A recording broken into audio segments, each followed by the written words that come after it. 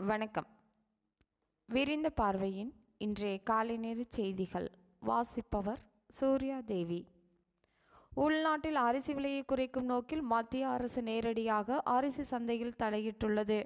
இதன் மூலம் விரைவில் தேசம் தழுவிய வகையில் பாஸ்மதி அல்லாத இதர அரிசிகளின் விலை விரைவில் குறையும் என எதிர்பார்க்கப்படுகிறது.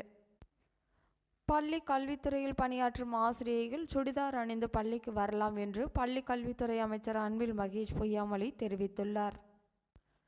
ராமர் கோவில் திறப்பு விழா நிகழ்விற்கு வர வேண்டாம் என அயோத்தி நிர்வாகம் பாஜக மூத்த தலைவர்கள் அத்வானி மற்றும் முரளி மனோகர் ஜோஷி ஆகியோரிடம் கேட்டுக்கொண்டுள்ளது.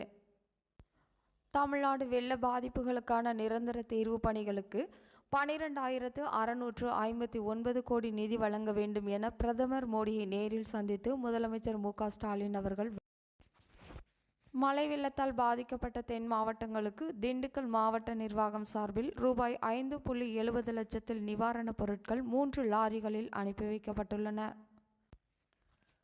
திண்டுக்கல் மாவட்டத்தில் வேலை வாங்கி தருவது உள்ளிட்ட குற்ற வழக்குகளில் சிக்கி நீதிமன்றத்தில் ஆஜராகாமல் பிடிவாரண்டில் இருந்து 30 பேரை போலீசார் கைது செய்து நீதிமன்றத்தில் ஆஜர்படுத்தியுள்ளனர்.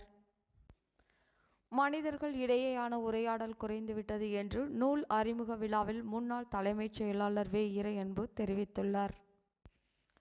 நாடாளுமன்ற அத்துமீறலை எதிர்க்கட்சிகள் ஆதரிப்பது கவலை அளிக்கிறது என்று பிரதமர் நரேந்திர மோடி தெரிவித்துள்ளார். இத்துடன் செய்திகள் நிறைவடைந்தன.